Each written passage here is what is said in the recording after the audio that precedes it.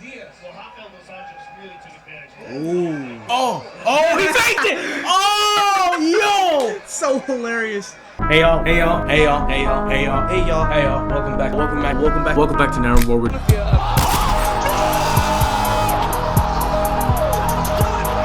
Oh shit. What?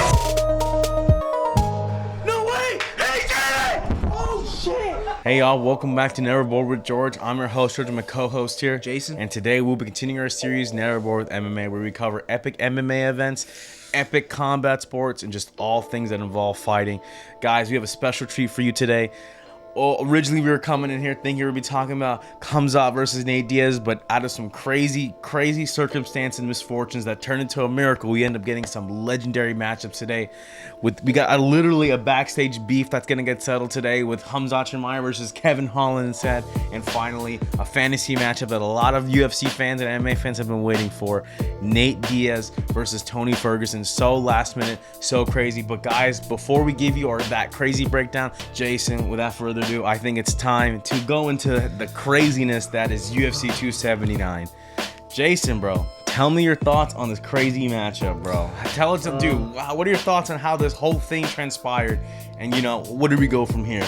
This week has been a roller coaster of an event, man. We saw, my God, yeah. We hear Khamzat saying like, "Oh, I'll fight everybody. I want to kill everyone." This man wants to get the smoke with every single person in the background. For sure. There's no one that he doesn't want to fight. Mm-hmm. I mean, like this week, it started with Paulo Costa. Yes. There was so much beef going on there. There's one thing that even happened. Side note: Paulo Costa, he was on a podcast. He took Khamzat's hat and put it in his pants. So I would not be surprised if they fight sometime later in the road. Oh my God. But yeah, like I said, he's trying to get the smoke with Paulo Costa, Kevin Holland, Diaz and his team. Just craziness this whole week. Absolute craziness. Then out of nowhere, we get to the weigh-ins. We get to the ceremony, not the ceremony, the official weigh-ins. Yeah. This man weighs in 9 pounds overweight. It was supposed to be a 170-pound fight. He weighs in at 179, I think. Yeah. Or 178. Either way, he was overweight. And he was like, "Oh, not bad," when he got off the scales. And I was like, "Man, are you serious, bro? Like, you're supposed to be weighing in for you're the top of the fight. You're the and freaking then main he event." blames Darren Till for that shit. Yeah. He posted on Twitter a picture of them with like a fat face. I was like, bro, what? Make light of a very shitty situation you put the whole organization in. I know, dude. He caused the whole card to be broken, basically. Bro. First the press conference, getting destroyed, making poor Li Jingyang brought in a fresh suit, guys. I know. And he was about to go on stage too, looking fresh, about to spoof. He was trying to learn English and everything, bro. And that shit just went down the drain. So unfortunate, bro. The conference, and then on top of that, the card being threatened as well. Insane, bro. Yeah. So like we see the news that he didn't make weight. Uncle Dana came in. He made the right moves. Mm-hmm. Him and his team, they put together made the right, thought about it. Oh yeah. Switched up the order a little bit. Yeah, bro. And we have a new card, like he mentioned. We have, main event. We got Tony Ferguson versus Nate Diaz. Insane. Great fight, great matchup. I actually like this one better than what the actual fight was. Let's be honest, bro. Those original matchups before were just putting these OG, these OG heroes of the game. Yeah. These OGs of the UFC, bringing up to where it is some ultimate fighters. These are ultimate fighter winners. Yeah. Going and tearing out of the lightweight divisions of the UFC, making themselves known and being some of the best fan favorites. What it looks like, this matchups that we had originally, we're gonna put these guys in against these new hungry competitors that were going to be, putting them basically what it felt like lambs to the slaughter. Nate Diaz says he wants to fight the toughest opponents, and so does Tony Ferguson. But these matchups were almost seeming like, we were hoping that these guys were about to put the upset on these younger, hungry wolves, basically. Yeah. And I that's good, but like it's also like kind of a disrespect to the OGs because they want to fight the best of the best, but you're just gonna put them against like the up and comings just to kind of demolish their name. Nate Diaz was saying like, I was trying to get matchups against like what was it, Dustin Poirier and some of these other crazy matchups as well. Ferguson was put in the mix as well, and then like we only got that last minute because of the chaos inadvertently caused by Khamzat Chimaev. Right. So I guess thank you, Khamzat, but you also messed up your chance at a main event spot and messed up some things too. Yeah. So. But I mean, like I said, it kind of worked out for the good because this is even better matchup. Yes. Like we said, they both are OGs. They got a lot of respect for each other. Yeah. You know, like one of the things that I liked in the press not the press conference, the weigh-in. Yeah. Was like Nate Diaz was like, you know, Khabib's bitch ass didn't fight him, so I guess I finally get my chance to fight him or something like that. Yes. But that was so funny to hear. And Tony, they were so respectful. That's one thing I really liked about just this matchup. Right. Even though it was like a last minute switch up, they were very respectful to each other. Yeah. Because they know that they both are OGs. Yeah. They've been in the game for a long time. Yeah. To be able to see how much they've come up and finally be able to go against each other, I think is very respectable. Yeah. Great matchup. Yeah. I think like even the co-main event, that itself was also just an amazing matchup too, because they had a lot of beef going in the background. Right. You know, I was watching some of Kevin Holland's like some of his other interviews. Yeah. They actually had some beef going on in the past too. Yeah. Because like there was a point where Khamzat actually thought Kevin Holland was a hotel worker. Oh my god. And he was like, there was some beef going on there, so I was like, okay, dang, like, That's wild. There's some disrespect going on. So I kind of enjoy this fight. I mean, the matchup that's gonna happen. So Yeah. just even with all that craziness, I'm glad that we were able to get a fight. Right, bro. At the end of the day, this card could have been completely messed up. I mean, the press conference was canceled, and that put a lot of us in a very weird position of like, is this gonna get canceled? What the hell's going on? Like, for us, we're like, are we about to film this shit right now? Like, what's going on? Like, it would have been nuts if we had a canceled card, but thank God there was something there. Yeah. I mean, shout out to Dana White, Hunter Campbell, and that team for making use of, you know, these last minute craziness and giving us something that we really wanted. So honestly, inadvertently, honestly, the only thing I regret about this event is that, you know, it didn't happen sooner, and then also that there wasn't enough promotion to build this event, you know? The newer, the less than 24 hours, we had a Legends matchup, but honestly, OG fans of MMA and UFC are gonna love this. Yeah. So it's gonna be insane to say the least. But Jason, I think it's time. We can go in and break down these fights. Yeah. Just so we can go. Honestly, we were gonna cover Khamzat versus Nate originally, but you know, because of that switch up, let's try covering Khamzat versus Kevin Holland instead really quick. Guys, this is gonna be an insane matchup to say the least, because on top of the actual street beef being there, we get a chance to see, you know, two dudes who are talking shit, but up and comers, exciting fighters in their prospective weight divisions go. What's great about both these fighters is that they both fight between 185 and 170. Usually, Khamzat made his rise by, you know, doing that 10-day turnaround, going down to cut weight to make that. And then Kevin Holland, same thing, super active early on, created great finishes in their careers, and now both of these up and rising prospects and entertainers are going in and fighting each other now. Honestly, the beef started, you know, so early on. You know, got to its apex really backstage, and now they get to fight each other. It's insane.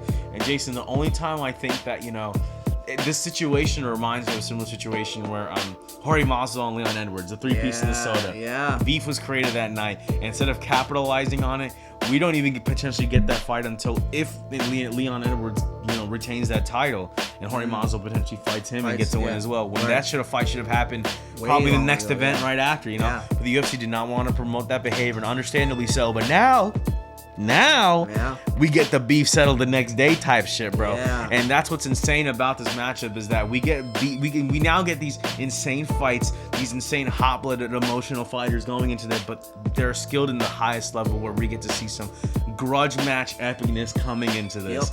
So again, guys, I don't know who's gonna win this, but we're gonna talk about that right now. So Jason, bro, give me your thoughts on this matchup. What do you think about this? Yeah, man, it's a great matchup. Like you said, this is like one of those fights where the beef is still, it's very fresh. Iron hot. It's iron hot. So when they're going into the cage, you don't know what you're gonna see. Exactly. There's heat going into it. It's not like one of those things where there was a lot of time in between. Right. It's like fresh beef. So I love this matchup.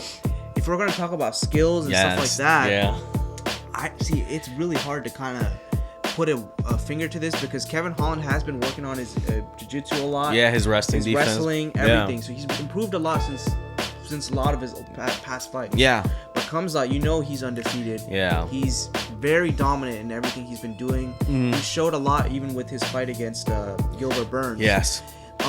I'm glad Kevin Holland asked for a 5-round fight. That was very smart on him, because I think he noticed how how his fight against Gilbert Burns was. Khamzat did gas out a little bit towards the end. So Yeah. I'm glad he asked for that. So that really could be a point in this match to see what Kevin Holland can do. Yeah. With the longer fight, right? What you can see in this fight is probably going to be at some point a ground game fight at some point. Yeah, of course. Because he's going to know that Kevin Holland isn't like the best at the wrestling and at the jiu-jitsu. So he might even just take him down, keep him with the ground and pound. Right. But if this is a standing up fight, it could be a different story, man. Yeah.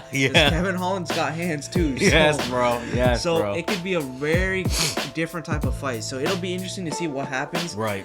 And since we don't really since this matchup came up so fast, we don't really had enough time to kind of figure out what would happen. Right. Or what we would expect, but just from what we've seen in the past, I think this is what could happen in this fight. So nah, man, I 100% agree, and then I agree with everything you said. Khamzat's strongest points is his grappling, and obviously he does have the power as well, since he knocked out Gerald Mearshart in the first round. That was insane to say the least. But again, that was because he made weight, did all the things he did right, and got that super stellar finish. The whole thing, Li Jingyang, where he picked him up, grabbed and pointed him at Dana White, and then submitted him right after. Insane as well. But Kevin Holland is also great at his striking. But you did make a good point that his weakness, his glaring weakness, is that ground game. Other fighters have exposed it. He has been working on it, but that doesn't mean Khamzat isn't going to expose that either. However, the X factor in this is pending that this isn't just some kind of crazy 10th level chess match where Dana White purposely made these crazy matchups happen. The thing is, what I think is the X factor in this is that potential issue with that weight cut. If and only if that's true, and Khamzat was experiencing cramping and everything like that, right? This might change up how Khamzat approaches that fight or how he manages his gas thing. Meaning Kevin Holland, all he really has to do is, he's a great striker, so he's going to maintain that striking distance probably, right? And he's been working on wrestling defense. If he can maintain that wrestling defense and capitalize on throwing body kicks and leg kicks and trying to gas Khamzat out sooner than later, rounds 4 and 5 could potentially be a Leon Edwards, Kamaru Usman situation. How he wanted it to be, where Leon uses all that, gasses him out, and gets the finish later on. But Khamzat is not like that. Even at the end, towards the end of his Gilbert Burns fight, he was trying to fight and take his head off regardless. However, he already was getting gassed out against a smaller opponent in that matchup, right? And his coach even said that he has this brawling mentality. So Kevin Holland's also a notorious shit talker. He can talk off a storm. So if he puts in that mental shit talking pressuring game, keeps calling Khamzat gay during the fight, getting him riled up or some shit, right? Again, nothing wrong with being gay, but these Eastern, these crazy Northern European dudes, these Chechen dudes, they're that super sensitive to that shit. And if Kevin Holland gets under his skin and makes Khamzat use a mistake, and on top of that potential medical issue that's there, Kevin Holland might have the secret sauce needed to get the job done today. Could be, yeah. So again, the question is of how fit is Khamzat going into this fight, how ready he is. I don't know, man. This is where I think we can kind of start going to predictions, and I can kick it off, guys. I have a crazy prediction for this, bro. I think because of what I've been seeing of that, the clear, obvious weight miss, where it's almost borderline when Paulo Costa missed weight and had to with Martin Vettori had to organize a rematch of that catch weight kind of situation, or light heavyweight, right? Honestly, bro, this might be Kevin Holland's thing, bro. He knows it's going to be an egregious matchup, and he knows it's going into it, but I think Kevin Holland could get a potential TKO round 5. Round 5 if he survives, and if he just has the better gas thing. Because honestly, Kevin Holland has the striking accuracy needed. He will put you to sleep, and if you are playing his game, if you can't take him down and you don't get him out sooner than later or submit him in the rounds 3, 4, and 5, then I don't know. I think Khamzat is going to get taken away if Kevin Holland gets his gas tank is better. Khamzat's path to victory is going to be he can if Kevin Holland makes a mistake, sure, Khamzat can knock him out, but it's most likely going to be a submission or a ground and pound situation, right? But if Kevin Holland, which I think he has, made those great strides in the takedown defense, showing that eagerness, that striking, doesn't get scared of Khamzat, and doesn't let the crazy energy Khamzat gives off, and capitalize on the lateral movement, leg kicks and kicks to the body to gas Khamzat out. It doesn't matter if he can wrestle him. At that point, it's just going to be, he's going to try to ride him out rather than actually, go for submissions if he's that gassed out. In my opinion. Again, this is just because we saw that Gilbert Burns fight where, he made God bleed. Kevin Holland's a taller, lankier guy. It's going to be harder to take him down to if he has that takedown defense on the side as well. Yes. However, once Kevin's on the ground, I don't know. That could be Khamzat's way to maul in it. But I think if Kevin Holland, all he has to do really is just be sharp on his takedown defense, punish him, and when those clinch exchanges eventually come around, gas him out, knees to the body, leg kicks to the body to really gas out, cause those body cramps. He could cause an upset, a potential upset of a lifetime in this and give such a career boost. Honestly, official prediction, I think Kevin Holland could get this done round 4 or 5 TKO. Okay. Jason, what about you, bro? What is your official prediction, bro? Dang, that's a great roundup and a great prediction, great path to victory. Like, I don't even think I need to really say anything about the path to victory, because that's the same thing I would say too. Yeah. Like you said, ground and pound is probably the way for ground and pound or submission is only the most ways I see that comes out to win this fight. And if Holland's gonna win this fight, it's gonna have to be on the feet. On the feet with either this, like you said, the striking, the body kicks, the just keeping distance and not letting him get taken down. I think those are the paths to victory.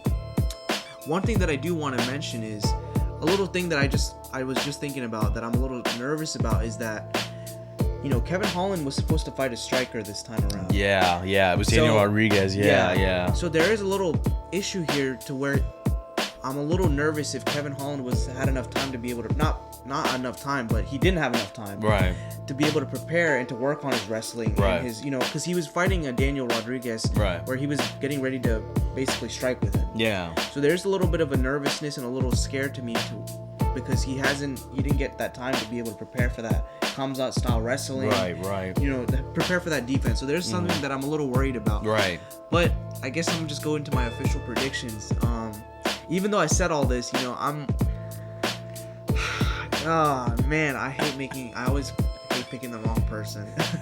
I think it's so hard because it's so hard to pick because you have someone that's undefeated, but then there's also someone that you really like to watch, which is Kevin Holland. Right. So you know what? I'm gonna agree with you, man. I'm gonna agree with you. I want Kevin Holland to win this fight, and I really think.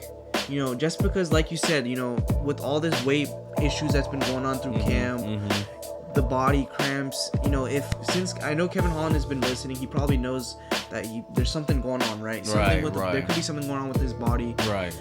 If Kevin Holland can capitalize on that, I think this could be. I'm not gonna go with the TKO because it could be a TKO because of the last fight. Yeah. And then Gilbert Burns, was able to knock him down too. So. Right. Man. I'm gonna be safe. I'm just gonna go decision. Okay. I'm gonna go split decision. Win for Kevin Holland because it could be a knockout. Like I love the prediction that you picked. Yeah. But it's Khamzat. He's an undefeated fighter. Yeah. It'll be hard, but. Just to be safe, I'm gonna go split decision, man. I feel you, dude. That's a great, solid prediction, Jason. I think that pretty much covers what we have to say about the co-main event. Yeah. You guys got our predictions for that. Hopefully, you get our reaction for it in this video as well. But if not, guys, we're gonna segue into the main event. Wow, this is insane, bro. Nate Diaz versus Tony Ferguson, bro. El Kukuri. Oh my God, versus Stockton's finest, bro. Oh my God, bro. Jason, and honestly, I didn't think this was gonna be possible. This is an insane matchup, bro. Jason, I'm gonna let you kick it off, bro. Give me your thoughts on this matchup and how you see this going down, bro. Oh man. Or path to victory. This is like we said, I'm glad this low-key, I'm kind of glad this happened. Yeah. This is an OG matchup that the fans have probably always wanted. Yes, right? Yes. We get to see the Ultimate Fighter winner Nate Diaz going against another Ultimate Fighter winner of Tony Ferguson. Yeah. Another thing, just side note, they've both been on like a little bit of a losing streak. They've had some issues with their fights. Yeah. This is a perfect matchup for Nate Diaz to have his final fight. Yeah. If this is his final fight. Yes. With this matchup, it's kind of an interesting matchup because you don't really know what's going to happen. Honestly, that's the thing. When I found about this, was so insane about this card is that it's honestly some of the most fair matchups because, one, it's the matchups more based on skill level and experience. This is the most fair. Yeah. Also, as well, no one has prep time for this. No one has prep time. This is literally like hey, you're fighting someone tomorrow and it happens to be the legend Tony Ferguson or Nate Diaz. Yeah. These matchups, these fighters were fighting fighters that were totally different styles, right? Yes. Like Kevin Holland was supposed to fight Daniel Rodriguez, a striker. They did, what was it? Oh, dude, Khamzat was supposed to fight a striker and with grapple, a boxer that has great jiu-jitsu in Nate Diaz. Yes. But now, what is it? Nate Diaz is going to be fighting El Kukui, Tony Ferguson, Blazing Shades, who's known for his great striking, but also knows that the skill on the ground makes you punished for on the ground as well. Yeah. Tony Ferguson was supposed to fight a well-rounded fighter in Li Jingyang, a rising, young, up-and-coming star. Yes. And now he's fighting Stockton's finest, bro. Yeah. It did not. I don't know how this could turn out more perfect than it is, or more honestly, the most fair way possible. But honestly, what a great way to send out both these fighters. But Jason, bro, tell me your thoughts on this fight. What's the path to victory? What do these guys got? How's it gonna go down? See, even that is so hard to pick because like these two fighters are really good fighters, and even though the last Tony Ferguson's last fight, it was against Michael Chandler. KO. I'm not gonna say it was like a lucky shot, but it was just a great shot that just landed at the right time. Right, exactly. Because that's not something that happens to Tony Ferguson. Right, normally. exactly. You don't see that happen to Tony Ferguson. Exactly. So to be able to see someone like that doesn't ever really get knocked out, that is very good on it. He has very good cardio. Exactly. Yeah. Just as Nate Diaz has great cardio. You don't know what's gonna happen. Right. It's not gonna be easy to take either one of these people out. Right. So honestly, I think the only path to victory for both fighters, I'm just gonna kind of say it's gonna be very similar. I think. Yeah, I agree. I think it's gonna be who can throw the more shots, who can score the more points. Yeah. Because realistically, I really don't know if there's any way that one of them can get knocked out. Like I don't think it's a possibility. That's just my path. That's just what I think. Because unless Nate Diaz throws some similar shot to what Michael Chandler threw, of some surprising head kick, or a flurry of punch. I guess there could be a way where someone throws a flurry of punches and there was like just a stoppage. That is a possibility, but I don't think there's a possibility of a knockout. I really don't see that happening. But look, hey, this is a fight. Anything could happen, right? So I think for Nate Diaz, let's start with Nate Diaz. I think his path to victory is to either stay, keep distance, don't be afraid to, go. He's not afraid to go. But like I'm saying, he should keep distance and keep him busy. Don't be afraid to throw, and if he keeps Tony Ferguson on the back foot, he has a chance of winning this fight. Now Tony Ferguson, on the other hand, he should do the exact same thing because it's one of those kind of matchups. If he can stay busy and if he can push Nate Diaz towards the back, if he can land some good elbows in there, he could be a stoppage. Another crazy thing I just thought about, it could even be one of those stoppages where there's too much blood on Nate Diaz's face. The scar tissue. The scar tissue. So that could be a possibility too. So if he throws some good elbows in there, gets Nate Diaz all cut up, there could be a doctor stoppage potentially. This is just me throwing out crazy ideas because I just don't know. It's one of those type of matchups you just don't know what's going to happen. Those are the most fun, bro. Like I said, I love this matchup because I have no expectations. Right. I'm not expecting, one person to be better than it wasn't like the original matchup. Right. This is like a complete different matchup. So like I said, anything could happen.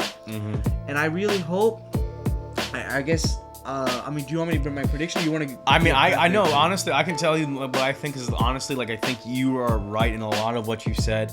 I would say that I think the secret sauce is going to be how it's going to be in the clinch. Who's going to handle the clinch work better? Because both these guys are not afraid to move forward. Right. Who has more tools in the clinch? Nate Diaz is great, dirty boxing, but those elbows I think are going to be real critical for Tony Ferguson and carrying up that scar tissue, which is going to be so easy for him to do in a lot of sense. However, both these guys are cardio warriors, and I think rounds 3, 4, and 5 are going to be real critical in terms of that. Because I don't think either of them's going to gas out, but I think whoever's going to land whoever's gonna also show a lot of good mixed martial arts in this play is gonna be really key as well, because I think Tony Ferguson isn't gonna be afraid to go for those takedowns, and Nate Diaz is not afraid to get someone to go fight for someone's back as well, because they're both good at jiu-jitsu. Tony Ferguson's great wrestling, and the experience that they both have is gonna be critical in this fight as well.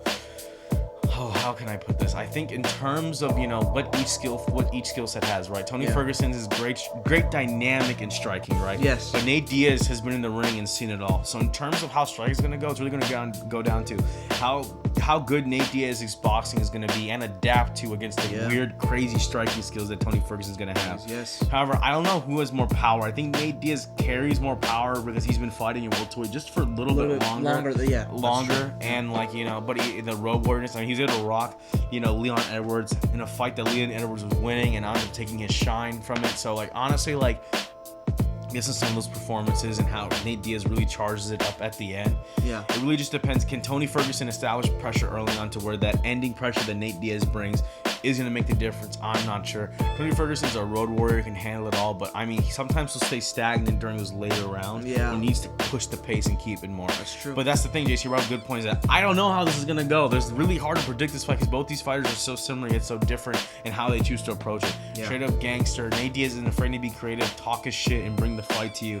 But Tony Ferguson is one of the craziest fighters to ever grace the octagon. Yes. He's willing to try anything and everything to get what he needs to do. The blazing shades, to do some of the crazy Minari rolls and stuff he's done in the ring. Exactly. The freaking, he's willing to touch your leg just to feint and then throw a strike in there too. Throw in the sand. Exactly, bro. And he's not afraid to do what he needs to do to get the dub. We saw his pain tolerance against Charles Oliveira. Yeah. Charles Oliveira, I'm pretty sure, broke his arm or dislocated it a couple times in that fight, and Tony kept going.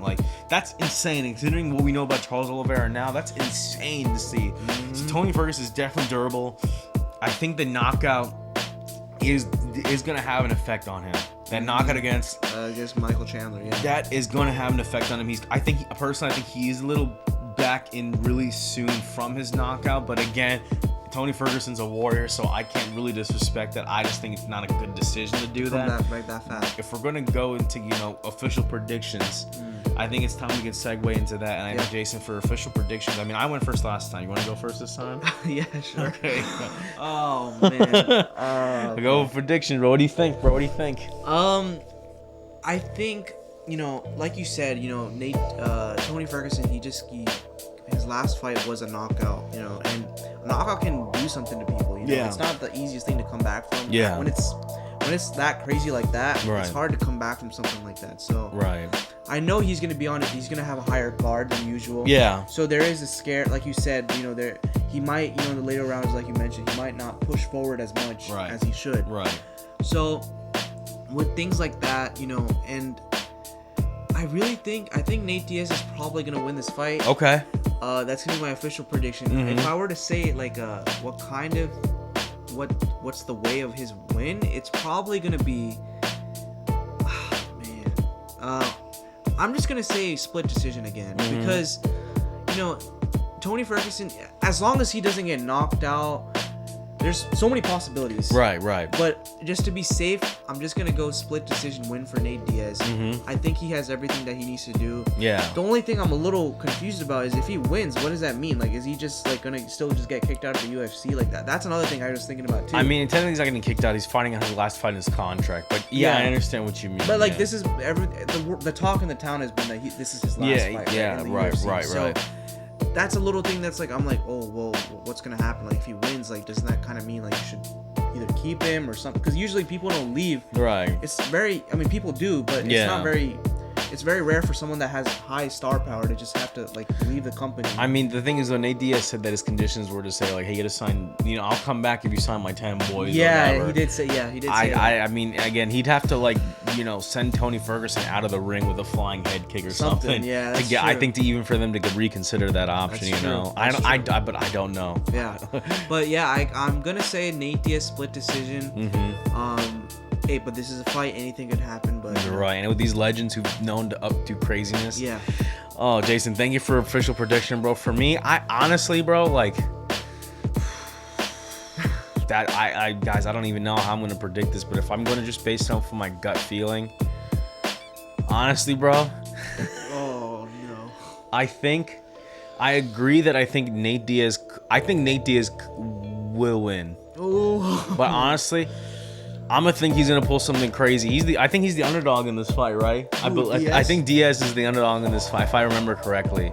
Honestly, I think he's gonna carry that underdog dope spirit. I think he could potentially get a 4th or 5th round submission. Submission? Yes. Oh, dang. Okay. The reason why is because like Nate Diaz's jiu-jitsu is something that's always gonna be fundamental in him, and I think in the later rounds it could end up on the ground just because like both of these guys are road warriors, but that means they're not afraid to max up their cardio. Right. Especially if Tony Ferguson knows it's Nate Diaz's last fight. If Nate Diaz just stalked and gangster and it's not giving a fuck and this comes out in those later rounds against a legend like that. If they make it to the rounds 4 and 5, they're gonna feel that extra. I feel like the crowd's gonna fucking go nuts and give them that extra boost. That's true. You're gonna have Nate Diaz throw the guns up and Tony just give that Kukui smile, that sinister, deadly smile. But I think that whoever can establish themselves on the ground in the later rounds could win. And not that Tony Ferguson isn't great on the ground; he's a great wrestler. He can get out of those things. But Nate Diaz is just such great at jiu-jitsu that I think that could be the difference in this fight, to where he has a submission game on his side where it can make up the difference. So in my personal opinion,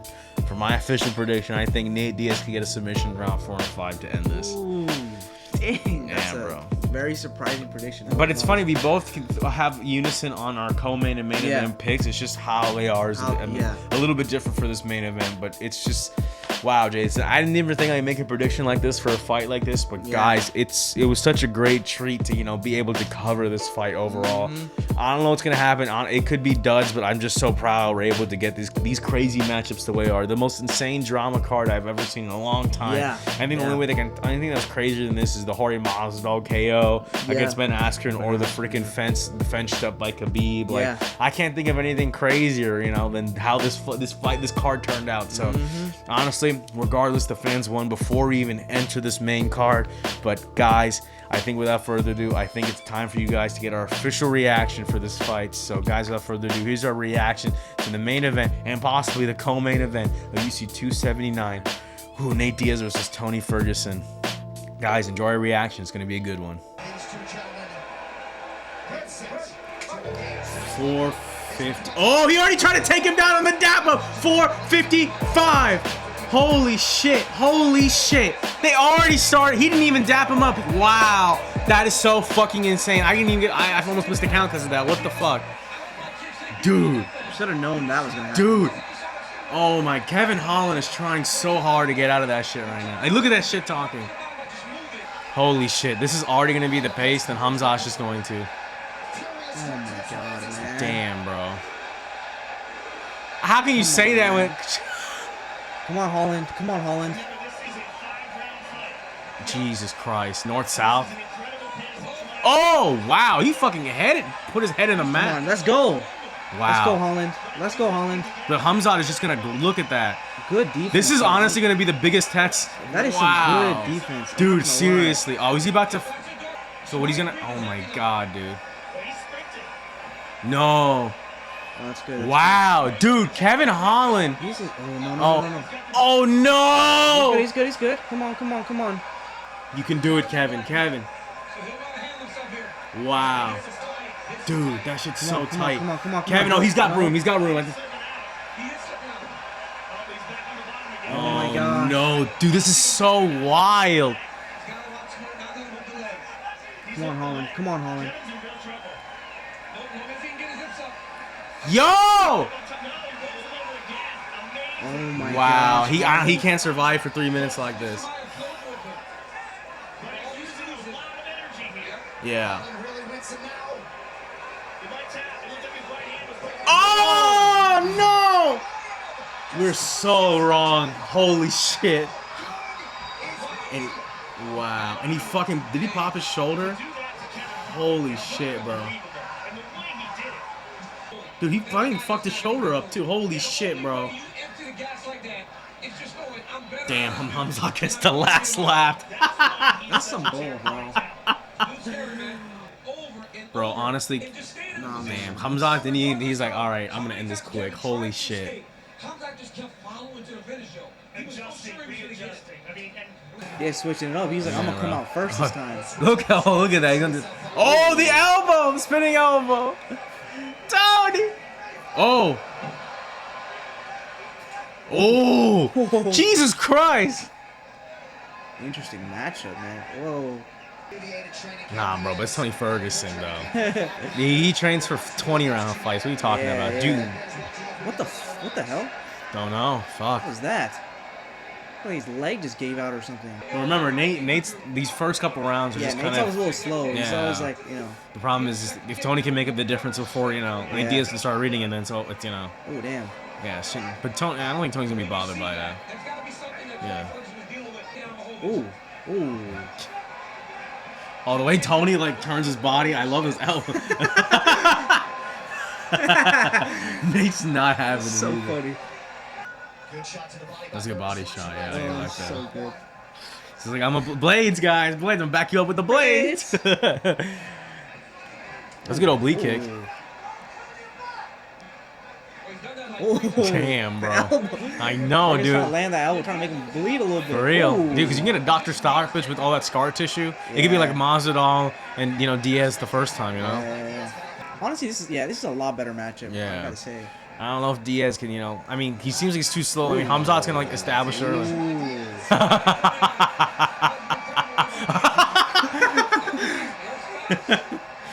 Yeah, fuck that shit. I love it, bro. So good. So good. Get that shit out of here. Ooh, Damn, the slap! Yes! There's that slap. And the Blades coming out. Oh! Oh, shit! Let's go. Dude, the head movement, though, I mean, not bad from Ferguson. Oh! Damn, dude. Yeah, actually, those leg kicks might be the key for Tony. I don't think Diaz would, cares. Yeah, he's taking a lot of leg kicks before. Actually, yeah. Tony's shin's a little popping out a little, too. I'm looking at that. Yeah, it's from that blood, that bleeding right now. Right there with that Diaz check. Ooh. Damn, dude. That's the thing. They keep trading back and forth. I like it. I like it. Then a little reset. Oh! That was a good crack. Good crack from Ferguson. Holy shit. Fergie. I mean, Ferguson. Yeah. Fergie. Ooh. See, but Tony's too in love with those spins because every time he spins, Nate Diaz is just going to, if he's smart enough, he'll just capitalize on it and just get him on the side of the head. I don't know. Who'd you give round 1 to? I don't know, man. In terms of like who got the power, I think Nate gets that. Yeah, that's what I would guess. Yeah. Like, if I were to guess. Ooh. Oh, that was a good elbow. So all these different kicks. Yes. So quirky ass. Oh shit! Yo! Tony. Not bad. Tony, Uncle Tony. Dude, the way he throws that elbow like a jab, bro. But it's not landing, bro. It's not working on Diaz. It's already round 2. Damn. Damn, bro. Look at Tony, bro. He's supposed to look how Nate's supposed to look. I know, right? That's surprising, actually. For real, dude. He looks like he's got a little redness on his left eye, and that's about it. No bleeding, though. Yeah, where the fuck? Where'd the Blades? Where's the Blades in the blood? Only on Ferguson. The fuck? Oh my god. Oh my god. Ooh. Damn. I love when Diaz be doing that. It's so funny. Dude, you're backing up. All right, I'm coming in. Ooh. Ferguson's strong.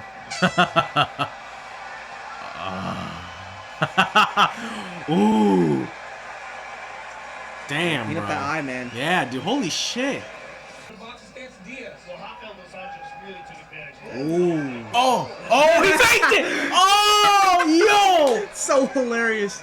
But I mean, he probably felt it, but like he also. Dude, that's so fucking nuts. He was like, that was so fucking good.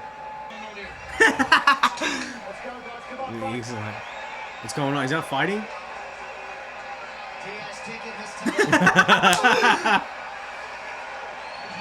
Yo, Mark, what's going on? The suspense, bro. He brings the entertainment, bro. Dude, that's those leg kicks might be adding up though. Damn.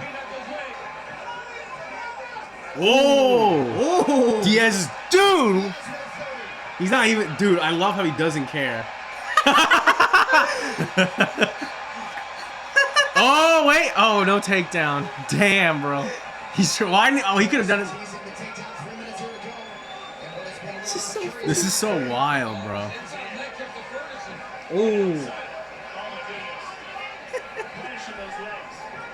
Damn. Oh, I love this. Oh, he's trying to throw the elbows too. Oh. Damn, bro. God, I love it. I love it when he does that shit, bro. Oh, that looked like it hurt. Oh. Oh. Dude, he's piecing him. He's going after him. Don't make... Oh.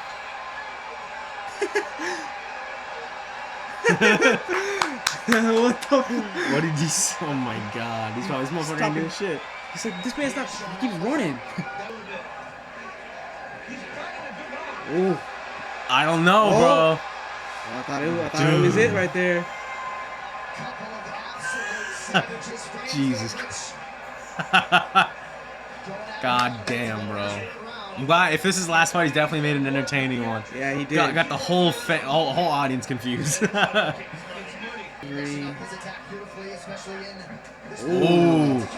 Oh my God. Oh. What I noticed though is whenever, you know, Diaz cracks him, he puts his hands up expecting those elbows coming. So yeah, that could be stopping some momentum, but it also keeps him safe. Damn, bro. He's not even moving.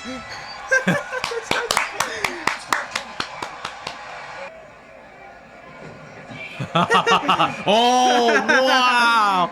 If that front kick landed. Oh. so weird. Yeah, for real. Oh! Oh, shit! Damn. Holy little shit, bro. stutter there. Damn, bro. Ferguson. Oh, my God, bro. Woo. Let's go. Oh, yo, is dude. Damn. Yeah. He's throwing in there, man. Oh my God. Oh, Jesus, he's cracking him, bro. Dude, for real. Oh, that was a good body shot. Oh, the jab. Damn, bro.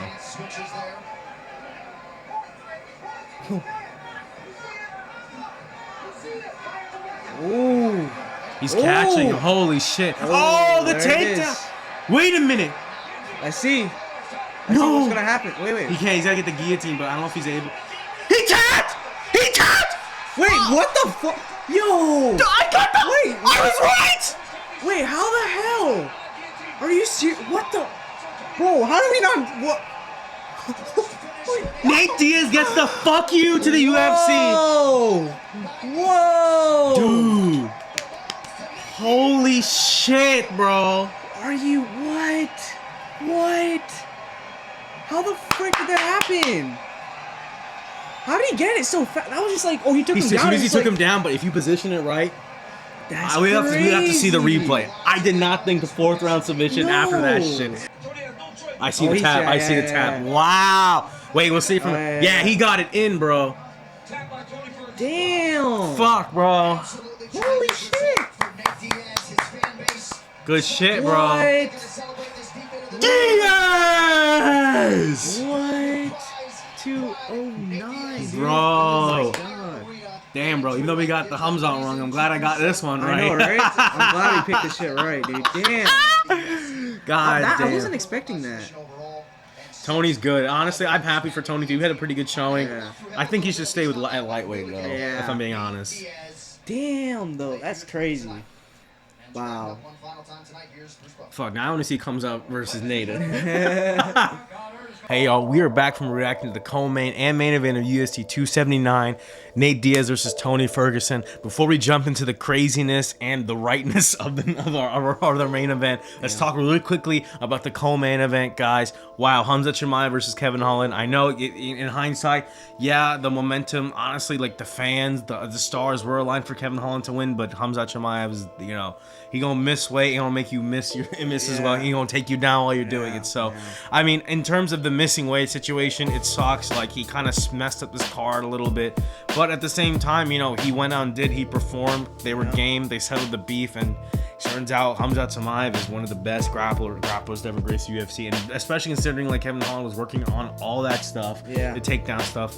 Not even a respectful high five before like it all went downhill for Kevin Holland. So yeah, Jason, what are your thoughts on that bout? Yeah, man, if I'm gonna be completely honest, I hated that fight a lot, only because of just all the shenanigans and everything that was going around this whole event. Yeah, and then to be able to let someone like that win the fight in the way he did it, like it sucks to see that, because you know, like you mentioned, they were about it seemed like they were about to give a high five before as soon as the bell rang. Yeah, but then he just went for the takedown. And I mean, I don't know if that's like a form of disrespect or like. I mean, they touched gloves and stuff. Well, I guess Khamzat's like, okay, well, the bell. I guess let's be real, guys. When the bell rings, it's time to fight. Yeah. So. I mean, I guess you can't really say anything, but like, it just sucked to see because like another thing is Holland even trained for that kind of fight. He was training for a striking fight, and he did what he could, and Khamzat did what he had to do, got him with the Darce choke, and ended the night really early. I think it was like it didn't even last like a minute. I think it lasted like a minute, a little bit more than a minute, I think.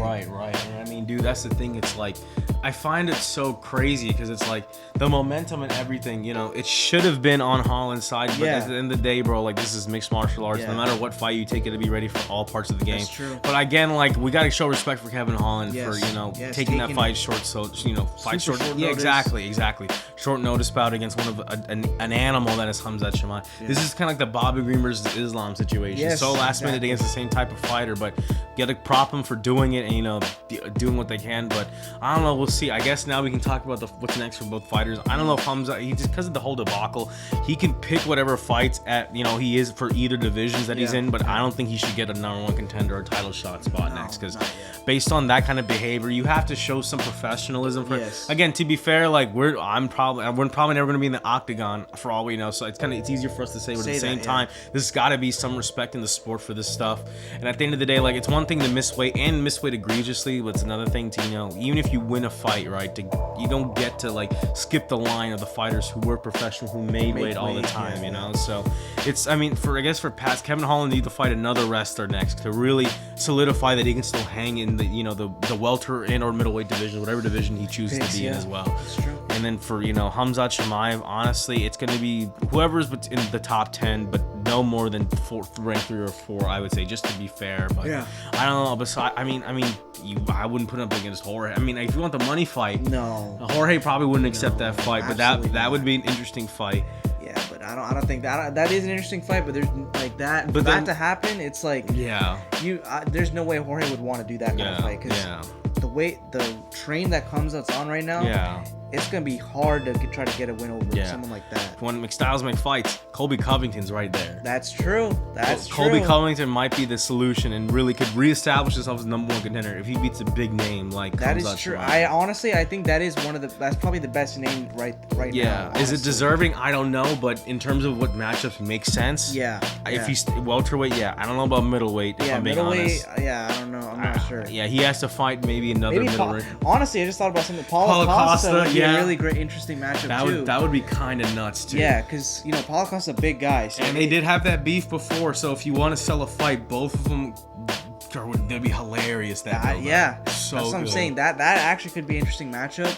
I kind of like that a little bit more than the Colby Covington, only because of just the shenanigans and the weight missing.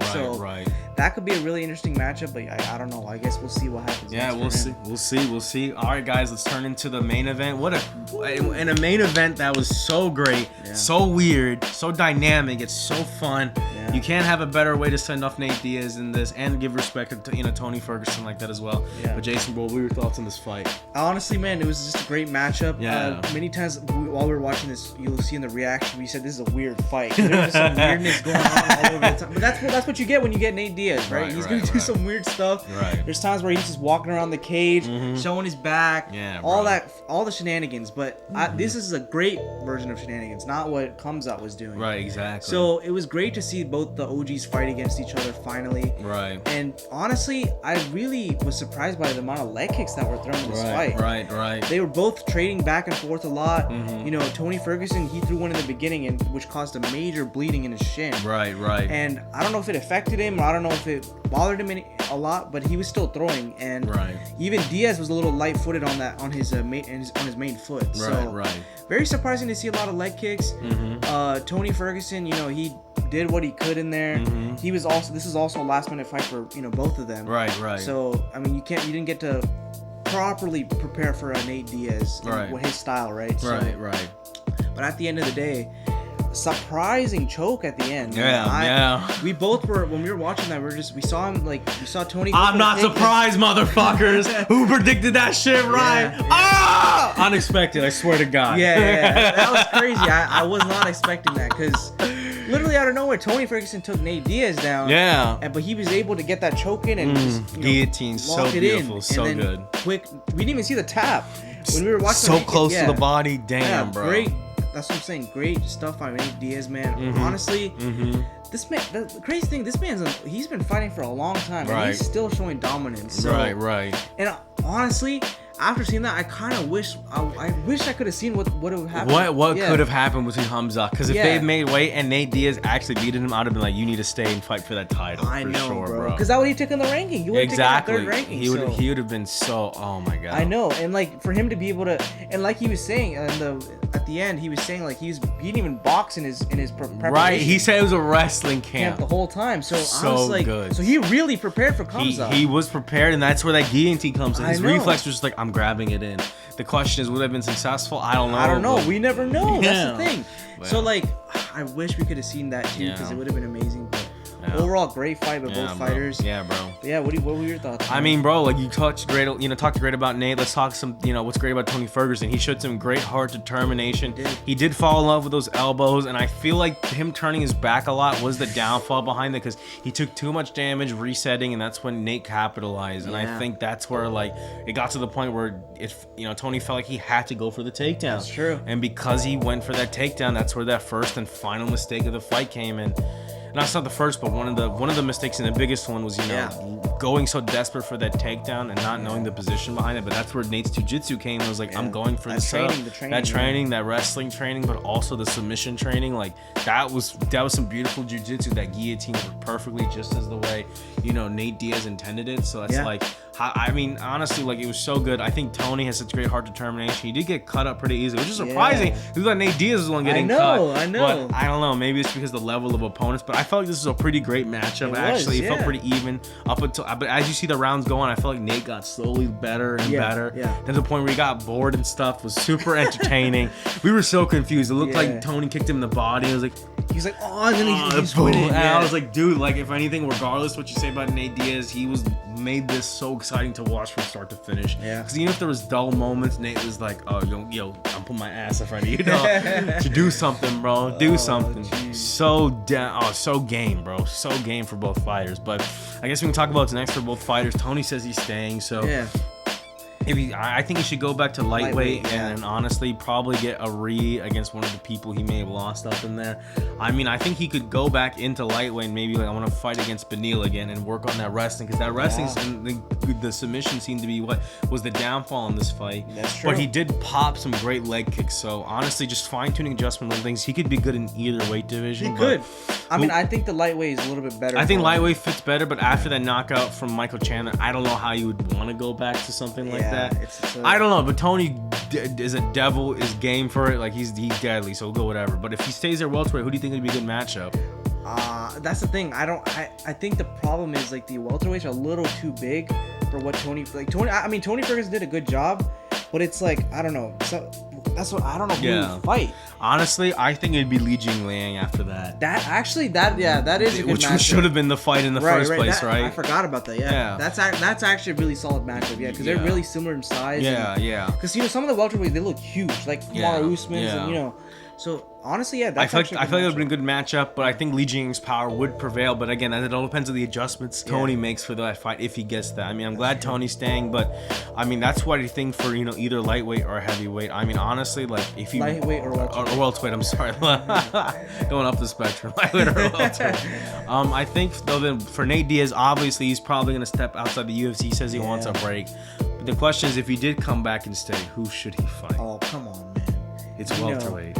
There's so many people you could be fighting. I have 3 in mind. Okay, let's hear. You want to hear the 3 in mind? This doesn't count as one of the 3 I'm thinking, but Leon Edwards He's definitely earned this shit back if he wants to run it back with Leon at some point regardless what happens with that Leon Kamaru Usman rematch, right? Yeah. It will depend on what fat stacks that Dana White brings for that happen. Okay, so in terms of who I think Nate should fight next, you said if he's coming for that title, right? Honestly, bro, the question I can't believe I'm about to say this. If you want to develop this fight, honestly, Nate Diaz and Jorge Masvidal should run that back again. Yeah, for sure. They should run yeah. that. That's one of my favorite matchups. And if we're going along that line, put Conor back in there too. Yes. After Conor wins one fight at welterweight, just pick any fighter. Just win one fight at welterweight, and then boom, we have that fight trilogy basically set to go. Yeah. Same thing I said for Khamzat, I'm gonna say for Nate Diaz. You got to give him Colby Covington. That will be his truest test if he wants to get that title shot. And if he can make Colby look easy work or dredge it to a battle of attrition, and he does the same thing he did with Leon Edwards, because we know Nate Diaz's ground game is pretty damn good to where he can pop that shit. If Colby wants to, like, the same thing where, like, you know how Colby overwhelmed Jorge Masvidal? That will not happen with Nate Diaz. Because Nate Diaz is willing to eat a leg kick to throw a jab at you, overpower you. Like, Tony was ripping those leg shots, bro. And Nate was either checking them and accepting them. But if he accepted them, he was throwing something back with it. Yeah. So at the end of the day, that would be a great matchup. You know what? He ain't gonna get the belt soon, but fuck it. I'll throw in Kamaru Usman in there too. You know why? Because, like, ultimately, it just feels like one of the echelons versus one of the OGs. That has to happen at some point. Yeah. I don't know if Kamaru gets the belt back, that would happen. But if not, then, like, even so, that matchup should happen. And then finally, I made more than 3, but finally it's Khamzat Chimaev. Yeah. That fight has to happen if that ever happens. Because honestly, like, you can. Here's the thing, right? Khamzat can say in the ring, "I'll kill everybody, do anything." I'm like, you gotta.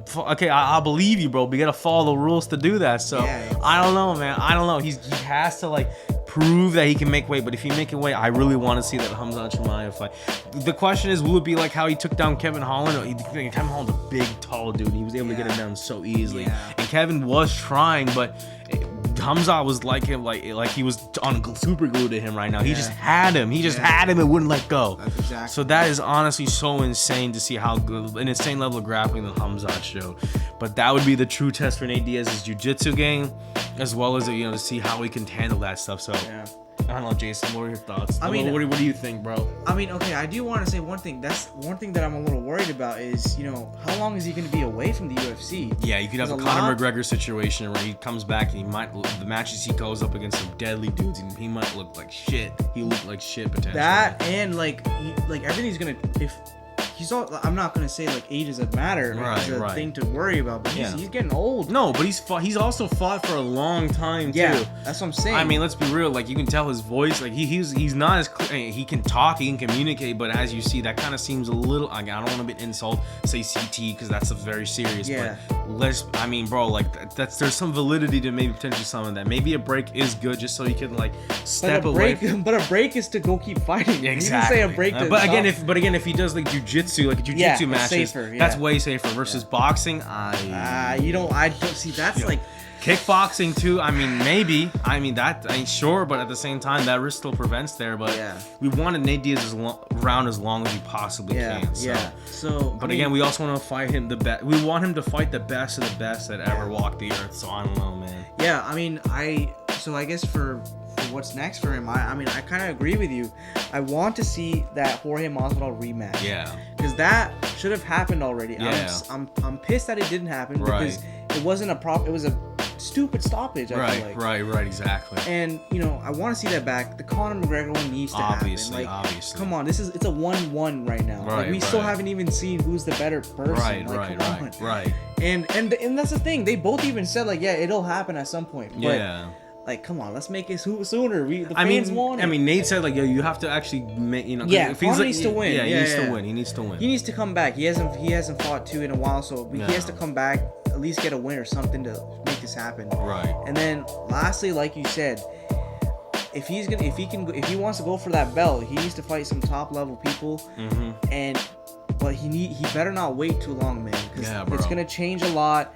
You're getting older. You really don't. You should. If you really, I wish they would sign him back. Yeah. If I'm being fine, dude. After that fight, you gotta sign his homies. I know. Sign his wife too. Like literally, like Dana White Hunter Campbell, like Sean Shelby, come on, For real, y'all gotta bro. do something. Give him this man what he wants, bro. Seriously, bro. Like, and how do you deny him after such a great performance like that? A fan-worthy performance, like it's an insane fight, bro. And he's bringing eyes to the sport. Like, exactly. Look, the stadium was filled. Like, and he's fought for so many years, and he's still bringing eyes. Exactly.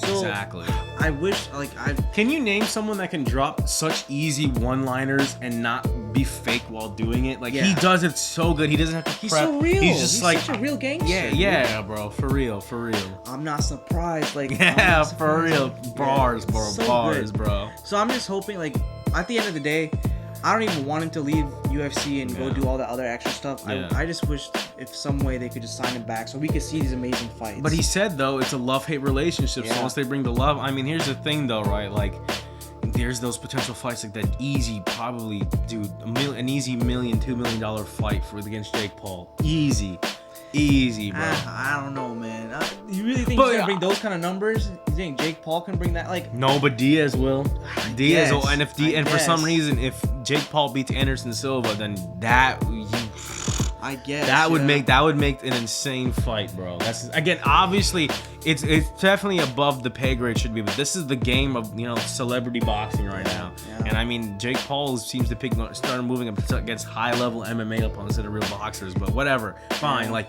But that's a good payday for someone like Nate Diaz, right? Yeah, that's true. That's what I'm saying. You got to think about from his point of view on that as well. Yeah. Obviously, the fans probably want to keep him in the UFC. Yes. But at the same time, like, this is what Nate Diaz wants to do, and we can't stop him from that. I mean, he's the gangster. I mean, we can say fuck all, and he loves us. He said he loves the fans, loves the UFC, and he loved the organization, and this is the best organization for mixed martial arts. But at the same time, again, if the organization, let's be real, if the organization hasn't been doing right by Diaz, then why should Diaz feel the need to stay? Yeah. And ultimately, like the UFC, honestly, now they have a bigger problem on their hands. Is like if they let go of Nate Diaz and he signs someone like Jake Paul, Invicta, Strikeforce, like it could be another Demetrius Johnson situation where it's like you lose such a high level fighter and they're doing so well in the other promotion where you're like, oh fuck, we could have just bite the bullet, and dude, exactly, and offer what Nate Diaz wanted. To be fair, signing 10 dudes is a lot, but at the same time, bro, like give them all the minimum, give them the minimums, then just so and I'd be like, yo, Nate, like, fine, 3-fight minimum has to be this year, and if you don't honor, we can cut them something in paper, because Nate Diaz is always down to fight. So honestly, like something to get him back would, I hope we hear something on Monday or Tuesday about being like, oh, breaking, Nate Diaz re-signs UFC, massive landmark deal, right? Because again, if these guys like Israel Adesanya and Jorge get these, big ass contracts, why can't Nate Diaz? He's the OG, right? Honestly, I bet Nate Diaz will probably adjust the current contract, add more people in. Why not? And you could be like Nate, like, hey, bro, like, I'll let your 10 guys in, but they got 2 fight chances. This is the equivalent of Ultimate Fighter and Dana White's getting their series level of chances.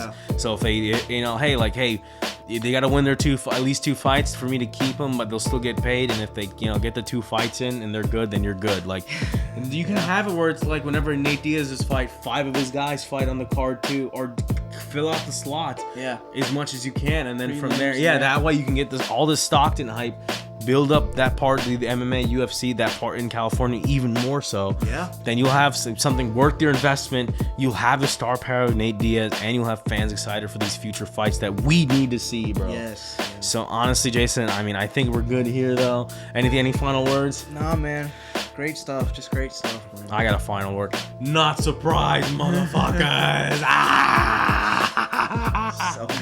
So good, bro. But guys, we'll wrap it up here. Thank you guys for watching coverage of UFC 279's main event and co-main event for the Diaz versus Tony Ferguson card. Guys, give this video a like, subscribe for MMA and anime content. There's plenty more on the way. Culture Kundies is on the way. Stay tuned for that. Never Bored is on the way. Stay tuned for that. Obviously, we're always going to be covering epic combat sports, so stay tuned for that. Give this video a like, subscribe, do all the things. I'm your host, my co-host here. Jason. Y'all have a good one. Peace.